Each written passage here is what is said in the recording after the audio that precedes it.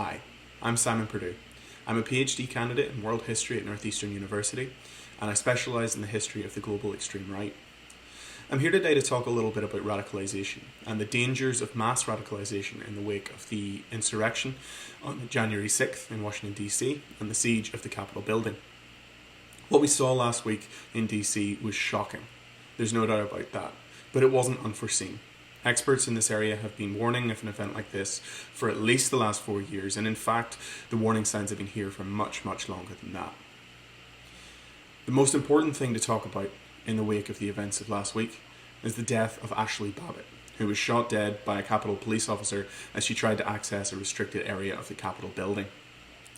There are scary similarities between Ashli Babbitt's death and the death of Vicki Weaver, the wife of Randy Weaver, who was shot during the Ruby Ridge standoff in northern Idaho in 1992. Vicki Weaver's death fueled a resurgence of far-right and anti-government ideology in the United States through the 1990s, and was one of the key factors that radicalized Timothy McVeigh to eventually bomb the Murrah building in Oklahoma City in 1995, killing 168 people.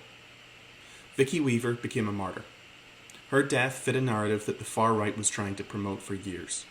They were trying to promote an image of the US government as overreaching, as tyrannical, as out of control. And her death at the hands of an FBI sniper was the perfect fodder for that theory.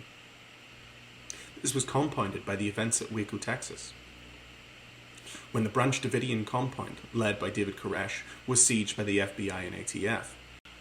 Much like the Ruby Ridge events, the siege at Waco ended fatally, when a fire in the building spread, burning the entire compound down and killing all the Davidians left inside. These two events convinced Timothy McVeigh that the United States government was a tyrannical, overreaching force that needed to be stopped.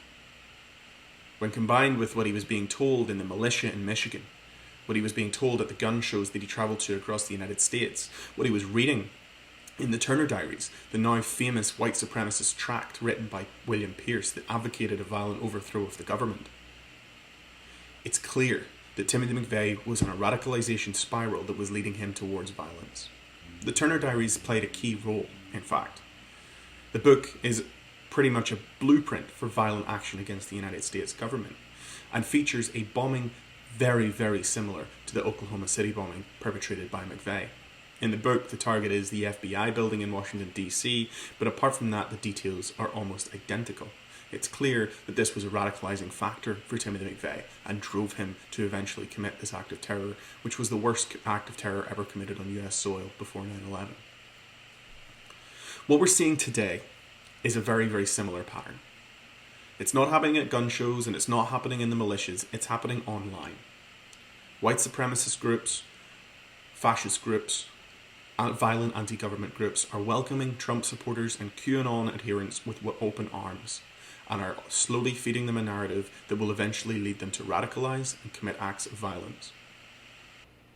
We're already seeing Ashli Babbitt's death being used in the same way that Vicki Weaver's was in the 1990s.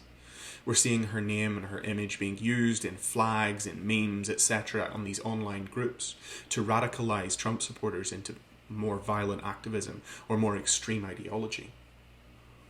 The New England Nazi group, the NSC, this week dropped a banner over a New Hampshire highway that painted Ashli Babbitt and the 3 other protesters killed during the January 6th uprising as martyrs for the white race. She, like Vicki Weaver, is being used to energize, mobilize, and radicalize many on the right. In the wake of the mass deplatforming of Trump, QAnon, and other right-wing accounts from mainstream social media this week, we've seen a shift as more of these accounts moved to Parler, and then as Parler came down, moved to Gab and Telegram, which are some of the most extreme sites on the internet today for far-right ideology.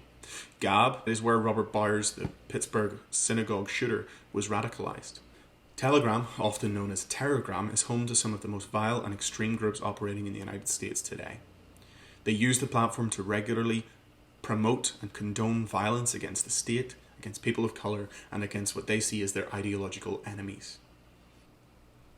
Many of the Telegram groups that I monitor have seen an unprecedented surge in their membership levels since the events of last Wednesday, and that looks set to continue. One group in particular, a fascist splinter group that broke off from the Proud Boys, have seen their membership numbers rise from 12,000 to 28,000 subscribers in the last week. That's terrifying.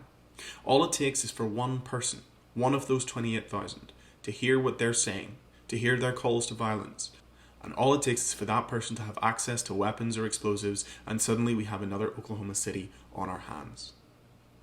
We need to be very, very aware of what's going on in these online spaces. We need to be very aware of how Ashli Babbitt's death is being used, the same way Vicky Weaver's was, to advocate for terrorism and violence against the state and against people that they consider their enemies.